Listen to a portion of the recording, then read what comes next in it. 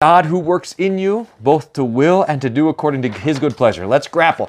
Philippians chapter 2, verses 12 to 14. Here we go.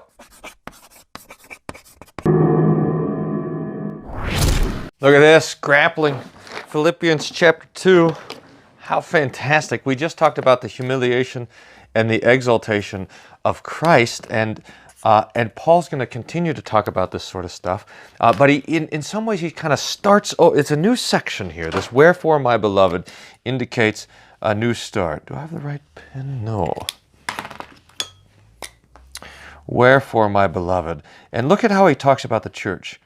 My beloved, or as we say in English, my beloved. So Paul is addressing the church in Philippi with this great affection. And he says, "As ye have always obeyed, not as in my presence only, but now much more in my absence, work out your own salvation with fear and trembling. For it's God who works in you both to will and to do of his good pleasure.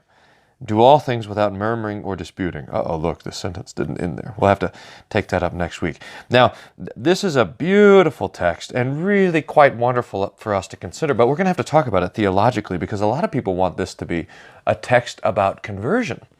Look, you got to work out your own salvation. You got to do this thing yourself. In fact, this text was used against the Lutherans in the Reformation, where they said, "Look, it's not by grace alone. Look, it's by grace and work."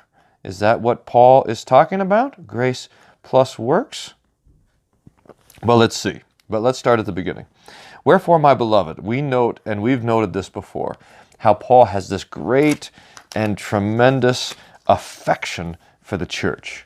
This profound love for his brothers and sisters in Christ. And this ought to be something that comforts us and also encourages us to this great love for our brothers and sisters in Christ. And then look at what he notes about them. "You have obeyed, not only in my presence, but now much more in my absence." Now look at what it does not say. Paul does not say, "You have obeyed me." That's not what they've obeyed. This obedience is pointing back to Philippians chapter 1, verse 27. What they've obeyed is the promise of the gospel. So that their obedience, or their holding on to, their treasuring and their keeping, is not a matter of obedience to Paul, but a matter of obedience, a clinging to the gospel and to the words that Paul was speaking. This is the obedience. When we have a promise, the way that you obey a promise, remember, is by faith. So it's the obedience first of faith. And then also when you have a command, you keep it by works. But this is primarily talking about the obedience of faith. Not only in my presence, but now much more in my absence. So Paul says, look, when I was there, you listened to what I was saying. And even when I'm gone, you listen to what I'm saying. You continue to treasure the gospel. And then say, just as you have obeyed the gospel, so continue to work out your own salvation with fear and trembling. Now, I want you to look at this right here, this fear part and this trembling part. This fear and trembling is how the Philippians are to work out their salvation. In other words, look at what it doesn't say. It doesn't say work out your salvation by working, that's a bad R, by working, by doing, by willing. That's not how you are supposed to work out your salvation. What are you supposed to do? You are supposed to fear. Now remember, fear is the beginning of wisdom. We fear, we love, and we trust in God above all things. And this remains our whole lives, that we are supposed to know that salvation is not a matter of our own doing. It is a matter of God. You see that it's not working out our salvation by working and loving. It's working our salvation by fearing and trembling, by standing before the Lord and knowing that our salvation is in His hands, you see, because it's God who works. See, we're not the ones working out our own salvation. We are passive, especially when it comes to conversion, but even when it comes to any of the gifts of God, we are the recipients of His gifts so that we stand in fear and awe of Him. And God works out both, He works it in us to will and to do of His good pleasure. So if we're willing and if we're doing anything, it's because God has worked it out.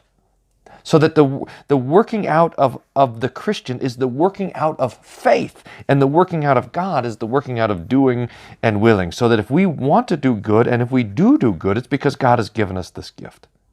So that we're now able to do all things without murmuring or disputing. We'll have to pick up especially on that when it comes to next week. Now, some people said, look, this is a contradiction. We are to work out our salvation, and God is working in us. And the question is, well, who is working? Who's the one doing it? But look, it depends on what you're talking about. Now, first, we know for the Christian, for the unbeliever, before they're a Christian, we're dead in trespasses and sins. You have no free will. You have no will or capacity to do anything good according to God. You can do plenty of good works according to the neighbor. You cannot punch him in the face. You cannot, kick his dog, etc. But to will towards God, to the neighbor, yes. To God, no. The unbeliever is dead in trespasses and sins. That God, in fact, makes willing the unwilling. I think St. Augustine said that. And it's picked up by Luther and quoted in our Lutheran confessions, that God makes willing the unwilling, so that the will is not the cause of conversion, but rather it's the object of conversion. The will is what's converted. And so the Christian does have the capacity to trust, to believe in God, etc. It's worked by the Holy Spirit and given by the Holy Spirit. So there's no contradiction at all for the unbeliever. If we're talking about conversion here, we could be in trouble. But for the believer, there's no problem. But there's even less of a conviction or contradiction, because look at how it says that the working out happens. It's not, the working out is actually not a working, but a fearing and a trembling. Standing in awe of the Word of God, the will of God, the power of God, and the kindness of God that he demonstrates for us in Christ. So Paul rejoices in the Philippians, and we pray that Paul would also, or if Paul was around, he would also rejoice in us, that we would also obey his word in his absence, and that we would work out our salvation by fear and by faith. May God grant it for Christ's sake. See you next week. Paul loves these Philippians. That's just great. Thanks for being part of the Grappling.